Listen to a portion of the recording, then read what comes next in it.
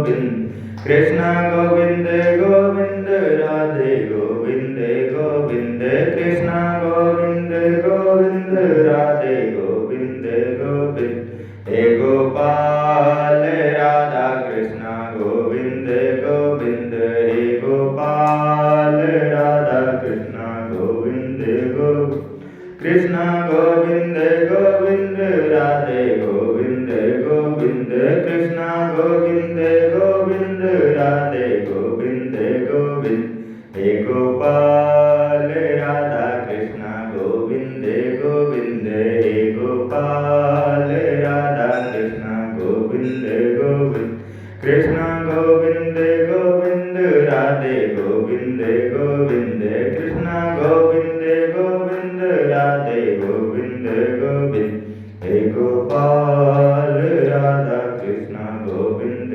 गोविंद हे गोपाल राधा कृष्ण गोविंद गोविंद।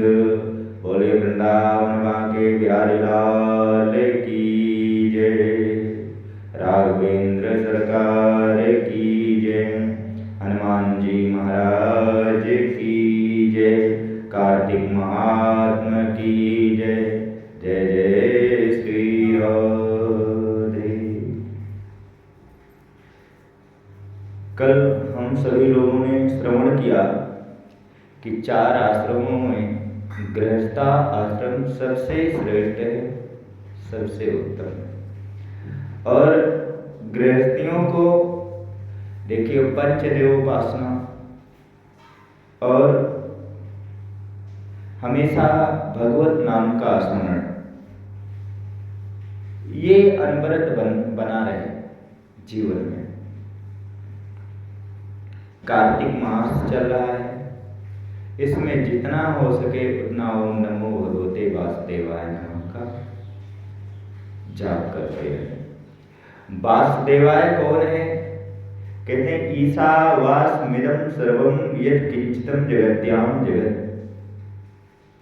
ईशावास्य उपनिषद कैसे कि जड़ चेतन स्वरूप जो अखिल विश्व है वह सर्वव्याप्त ईश्वर से ही परिपूर्ण है। और इस संसार में, इस धराधाम पर अगर किसी की सत्ता विराजमान है तो वो केवल परमात्मा की सत्ता विराजमान है। परमात्मा जब जिससे जो करवाना चाहता है वो व्यक्ति भगवान की माया से प्रेरित होकर वही करता है, क्योंकि परमात्मा की आज्ञा और आदेश के बिना एक पत्ता भी नहीं हिल सकता है। तो इसलिए वासुदेव कौन है? जिसकी सत्ता पेड़ पौधे जड़ चेतन सब में, जड़ में और जीव में, जिनमें चेतना है, जिनकी सत्ता सब जगह विराजमान है, सब में विराजमान है, जो सर्वव्यापक है, जो सभी के हृदय में वास करता है, वही है वासुदेव। और इसीलिए गोस्वामी तुलसीदास जी महाराज ने बहुत सरल भाषा में अनुवाद किया है। वाल्मीकि भगवान ने लिखा संस्कृत भाषा में देववाणी में, और तुलसीदास जी महाराज ने उसी का अनुवाद करके हिंदी भाषा में, अवधी भाषा में उनको अनुवाद करके लिखा।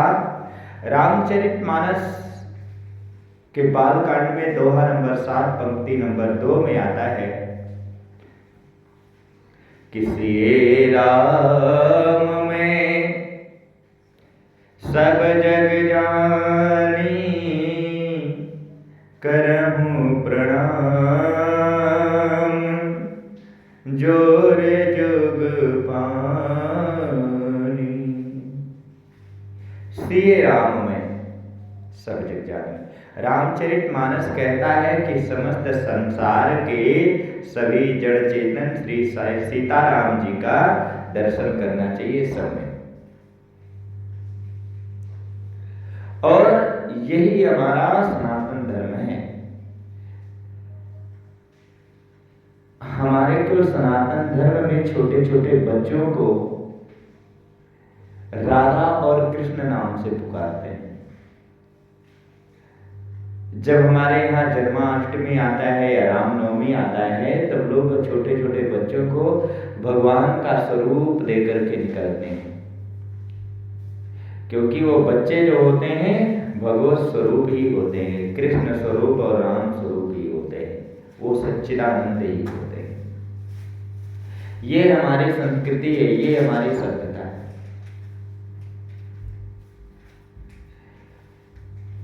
आगे इससे हम अलग कैसे होंगे, इनको पहचान कैसे पाएंगे कि जब हमें उस रामचरितमानस के इन पंक्तियों पर, शास्त्रों की बातों पर जब विश्वास होगा, संत गुरुजनों की बातों पर जब विश्वास होगा, तो अतसो मां सद्गमे तमसो मां ज्योतिर्गमे मृत्योर मृत्युम गमे। कहते हैं मुझे असत्य से सत्य की ओर ले चलो। शास्त्र हमेशा आपको असत्य से सत्य की ओर लेकर जाता है और सत्य का दर्शन कराता है। अंधकार से प्रकाश की ओर शास्त्र हमेशा आपको ले जाएगा, मृत्यु से अमरता की ओर लेकर के जाएगा। और ये जो शास्त्र और पुराण की बात है, देखिए केवल दैहिक मृत्यु नहीं है कि आपकी मृत्यु हो गई, 4 लोग गए, बस अंत्येष्टि क्रिया कर दिए और आपकी कहानी समाप्त है। आप लोगों के दिलों में अगर जिंदा हैं तो आप हमेशा हमेशा के लिए अमर हो गए। जितने भी महापुरुष हैं हमारे, जितने भी संत जन हैं, जिनकी कथाएं हम आज सुन रहे हैं, जिन संतों को याद कर रहे हैं, जिन गुरुजनों को याद कर रहे हैं, कई माताएं आती हैं ऐसे कहती हैं हमारे गुरु जी जो थे अब शरीर से नहीं है, लेकिन उनकी कृपा हमारे परिवार पर है, उनका आशीर्वाद हमें हमेशा मिलता रहा। ऐसे अगर आप किसी के दिल में अगर जिंदा हैं तो आपकी कभी मृत्यु नहीं हुई, आप अमरता की ओर ले गए। तो ये शास्त्र और पुराण हमेशा आपको, ये कथाएं हमेशा आपको अमरता की ओर ले जाएंगी, मृत्यु की तरफ नहीं। अंधकार से प्रकाश की ओर लेके जाएंगी, असत्य से सत्य की ओर लेकर के जाएंगी। इसलिए कथा को अवश्य श्रवण करना चाहिए। पुराण कहता है कि संसार में रहते हुए, सांसारिक व्यवहार करते हुए, सांसारिक कर्तव्यों और धर्मों का पालन करते हुए भी परम सत्ता का कभी भी विस्मरण नहीं करना चाहिए। सभी चीजें याद हैं, सभी वस्तुएं याद हैं, लेकिन केवल परमात्मा बिसराया जा रहा है, भगवान नहीं याद है, उसके लिए समय नहीं है हमारे पास। और जब उसके लिए समय होगा हमारे पास, तो सबके लिए समय अपने आप निकल आएगा। लेकिन संसारिक चकाचौंध में इतने हम विस्मित हो गए हैं, इतने खोए से हो गए हैं कि हम जीवन जिए कैसे, जीवन जीने का हमें तरीका नहीं मालूम है। हमें पता ही नहीं है कि हमारा जीवन इस प्रकार है और इस प्रकार जिए कि लोक के साथ साथ हमारा परलोक भी सुधर जाए। और परलोक सुधरेगा कब? जब हमारा मार्ग सदमार्ग वाला होगा, जब हम सत्य से असत्य से सत्य की मार्ग पर जाएंगे, तभी हमारा जीवन सुधरेगा। दूसरा कोई उपाय नहीं है, और यही हमारा सनातन धर्म है। इतना ही नहीं, आप क्या नाम, भगवत गीता में भगवान श्री कृष्ण कहते हैं कि कर्मणा देवाधिकारेस्तु मां फलेषु कदाचन। तेरा अधिकार केवल कर्म करने का है, उसके फलों में कभी आपकी आसक्ति नहीं होनी चाहिए। फल देने का काम परमात्मा का है। आपने अगर कहीं भी मजदूरी किया है तो उसका श्रेय आपको मिलने वाला है। ऐसे आपने अगर भगवत नाम स्मरण किया है, सत्य का रास्ता पकड़ा है, तो कोई धर्म की रक्षा करने वाला आकर आपका साथ देगा ही देगा। परमात्मा किसी भी स्वरूप में आ सकता है, क्योंकि परमात्मा तो ऐसा है कि बिन पद चले सुने बिन काना और बिन बानी बक्तावड़ जोगी। परमात्मा तो बिना पैर के चलने वाले हैं, बिना कान के सुनने वाले हैं, बिना वाणी के बोलने वाले हैं। इसलिए हमेशा हमें सत्कर्म करना चाहिए। श्रीमद् भगवत गीता के अनुसार निष्काम कर्म करते हुए अर्थात कर्म फल की इच्छा न रखते हुए अपने कर्तव्यों का पालन करते रहना चाहिए और मोक्ष की प्राप्ति इसी से हो जाती है। और यही सनातन धर्म कहता है, यही सनातन धर्म है। बोलियो नमो भगवते वासुदेवाय नमो नमः। इसलिए गृहस्थ आश्रम में रहते हुए और इसको श्रेष्ठ मानते हुए हम सभी को अपने अपने कर्तव्यों का पालन करना चाहिए, जिसका जो काम है। राजा पृथु कहते हैं कि हे नारद, कार्तिक के व्रत करने का बड़ा उत्तम फल आपने कहा है। अब कृपा करके तुलसी का महात्मा और कहिए। देवर्षि नारद जी कहते हैं कि प्राचीन काल में सह्याद्रि में करवीरपुर गांव में धर्मदत्त नामक एक ब्राह्मण रहता था। वो ब्राह्मण बड़ा ही ब्रह्मज्ञानी और धर्मात्मा, हमेशा ओम नमो भगवते वासुदेवाय इस मंत्र का जाप करने वाला तथा अतिथि सेवक था। क्योंकि जो अतिथि की सेवा करता है वो गोदान के पुण्य का फल प्राप्त कर लेता है। देखिए, मेहमान हमारे दो प्रकार के होते हैं और उनमें से अतिथि कौन होता है, अभ्यागत कौन होता है। कहते हैं जो बिना बताए आ जाए, जिसके आने की कोई तिथि और समय निश्चित न हो, वो कौन है, अतिथि है। और वो परमात्मा के समान है, भगवान तुल्य है, जिसके आने की कोई तिथि नहीं निश्चित है। तो बिना आपको जो बिना फोन करके आ जाए एकाएक, वो अतिथि है और उसको परमात्मा स्वरूप मान करके उसकी सेवा करनी चाहिए। कई लोग कहते हैं हमारे यहाँ मेहमान आने वाले हैं, अतिथि आने वाले हैं। अब भाई आपको कैसे पता कि आपके यहाँ आने वाले हैं? आपको सूचना दिया होगा उसने, आपको फोन किया होगा पहले से, इसलिए आपको पता है। तो जो फोन करके आता है वो अतिथि नहीं है, वो अभ्यागत है, वो आपके जैसा ही है। और जिसने फोन करके आना है उसके लिए आपको पहले से व्यवस्था करनी पड़ेगी।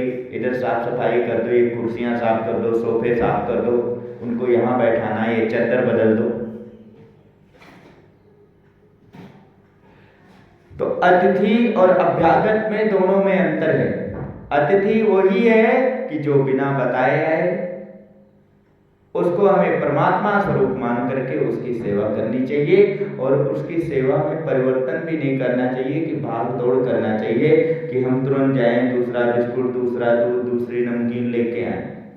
जो आपके घर में है, परमात्मा ने जो आपको दिया है, उसे आप ऐसा भाव रखते हुए कि हम इनको नहीं, ये हमारे रिश्तेदार नहीं, ये हमारे देवता, हमारे भगवान हैं, जो परमात्मा ने आपके घर में पहले से उपलब्ध किया है, उसी को दे करके उनका मान सम्मान और सत्कार कीजिए। इतने से ही कल्याण हो जाना है। देवर्षि नारद जी कहते हैं कि धर्मदत्त ब्राह्मण भगवत नाम का स्मरण करते हुए हमेशा अतिथियों की पूजा करता है। जो भी उसके यहाँ बिना बताए आ जाए उसकी सेवा में लगा रहता है।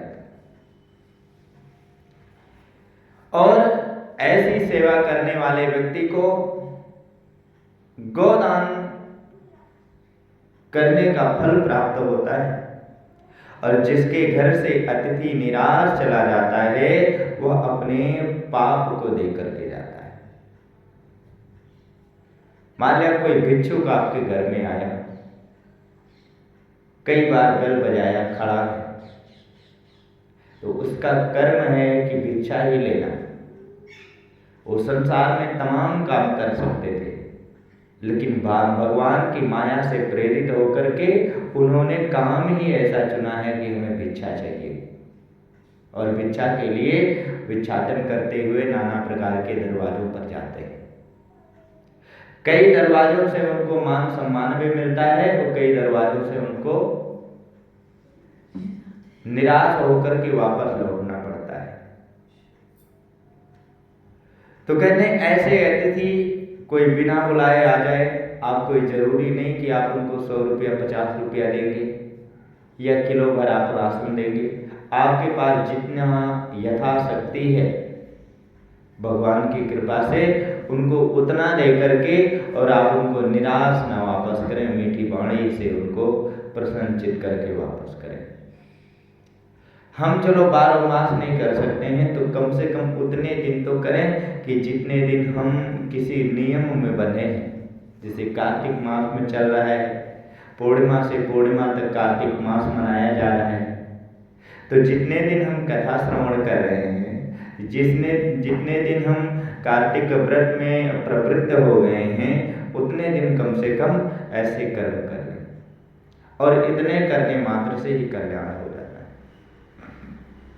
कहते हैं जिसके घर से अतिथि निराश लौटता है वो अपने जीवन का किया हुआ सारा पाप उस व्यक्ति को दे जाता है और उसके घर का पुण्य अपने साथ लेकर जाता है। जैसे संगे शक्ति कलयुगे, जैसे संसर्ग मात्र से आपके साथ में कोई रहेगा तो जो आपका स्वभाव है धीरे धीरे उसके अंदर परिवर्तित होने लगेगा। ये छोटे बच्चे आते हैं मंदिरों में अपने दादी के साथ में दर्शन करने के लिए, अपने मम्मी पापा के साथ में दर्शन करने के लिए। इनको कोई पूजा बताई नहीं जाती है कि इनको कुछ सिखाया जाता हो। ये दादी को देखते हैं जल चढ़ाते हुए, दादी को देखते हैं प्रणाम करते हुए, दादी को देखते हैं 2 रुपया 4 रुपया भगवान को चढ़ाते हुए, तो वो भी मांगते हैं अपने माँ बाप से हम भी करेंगे, वो भी ऐसा करने लगते। ये किसका महात्मा है? ये संसर्ग का महात्मा है। तो जैसे पाप और पुण्य बिना दिए ये एक दूसरे को प्राप्त हो जाते हैं।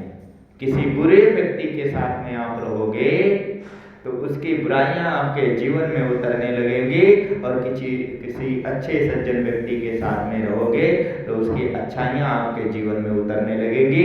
ऐसे कोई अतिथि जो आपके घर में आया है और आपके घर से निराश लौट रहा है तो आपके घर का वो पुण्य लेकर के जाएगा और वो पुण्य जो ले जा रहा है पता नहीं कितने सुकर्म करके सत्कर्म करके आपने उस पुण्य को कमाया है। इसलिए हम ऐसी चीजों को बताएं,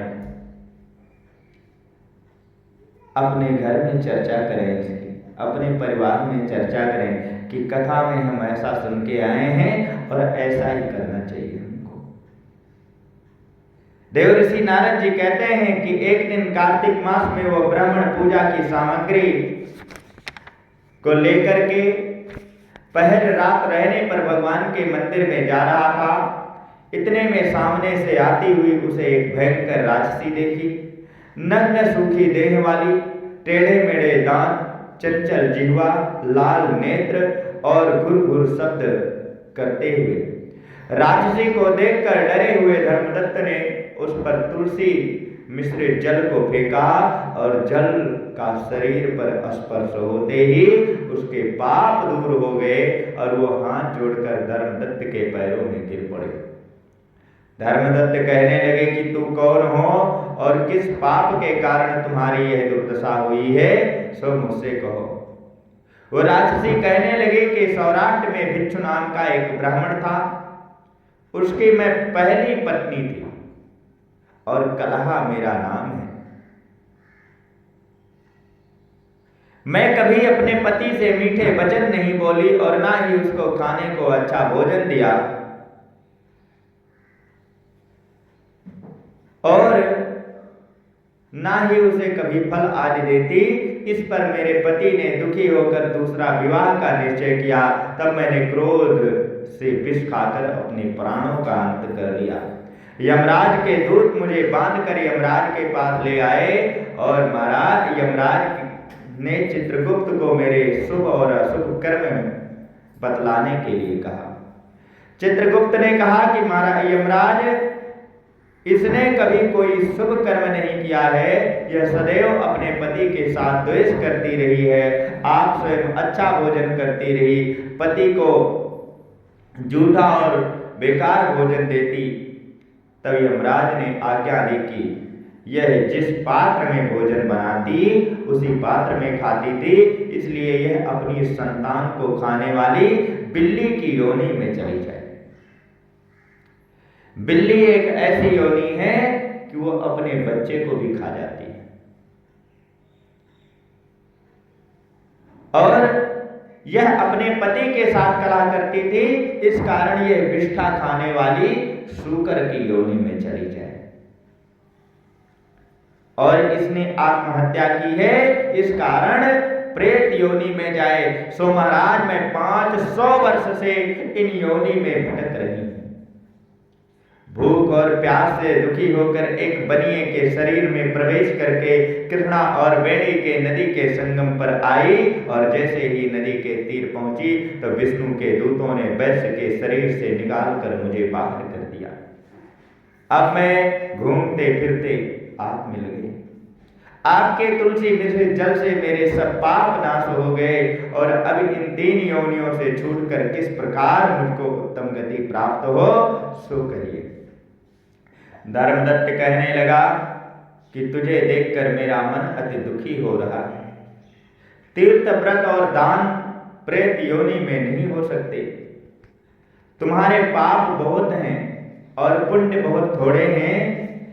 इससे हमने जन्म पर्यंत जो कार्तिक का व्रत किया है उसका आधा पुण्य तुमको दिया, जिससे तुम उत्तम गति को प्राप्त हो जाओ। क्योंकि कार्तिक के व्रत के समान पुण्य देने वाला और कोई भी यज्ञ, दान, तप, व्रतादि नहीं है।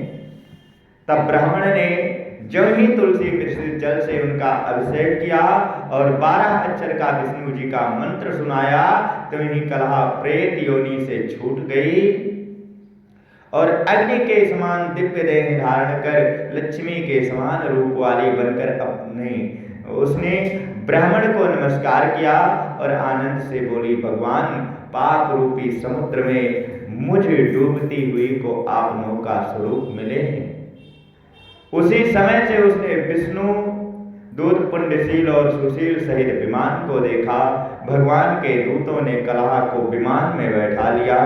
विमान को देखकर धर्मदत्त अति विस्मित हुआ और भगवान के गुणों को देखकर चरणों में गिरकर दंडोत प्रणाम और नमस्कार करने लगा। तब गणों ने धर्मदत्त को उठाकर अपने हृदय से लगा लिया और कहने लगे, हे विप्रदेव, तुम धन्य हो, सदैव विष्णु की भक्ति में लगे रहते हो, और तुमने अपने कार्तिक के व्रत का आधा फल इसको दिया है, उससे यह मुक्ति को प्राप्त हो गई। तुम्हें भी विष्णु लोक प्राप्त होगा, तुम राजा के कुल में उत्पन्न होंगे और तुम्हारा नाम दशरथ होगा। भगवान विष्णु राम का अवतार लेकर तुम्हारे पुत्र होंगे और तुम्हारी 3 रानियां होंगी, उनमें तीसरी रानी यह कलह कैकेयी बनेगी और फिर तुम विष्णु लोक को प्राप्त होगे। इस प्रकार की कथा ही विराम होती। बोलियो नमो भगवते वासुदेवाय, नमो नमः।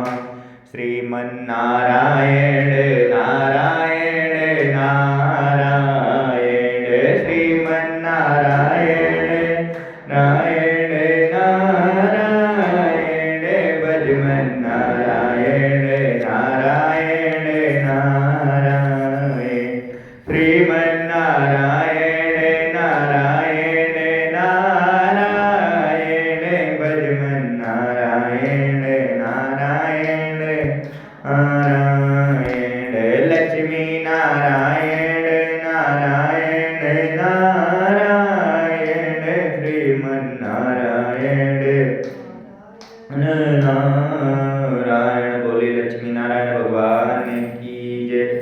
भगवान की मंगलमय आरती।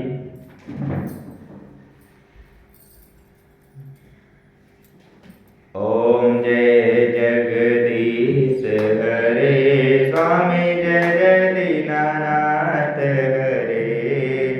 भक्त जनों के संकट दास जनों के अवगुण बंसी वाला दूर करे। ओम जय जगदीश हरे। जो ध्यावे फल पावे दुख बिन से मन का। स्वामी दुख बिन से मन का।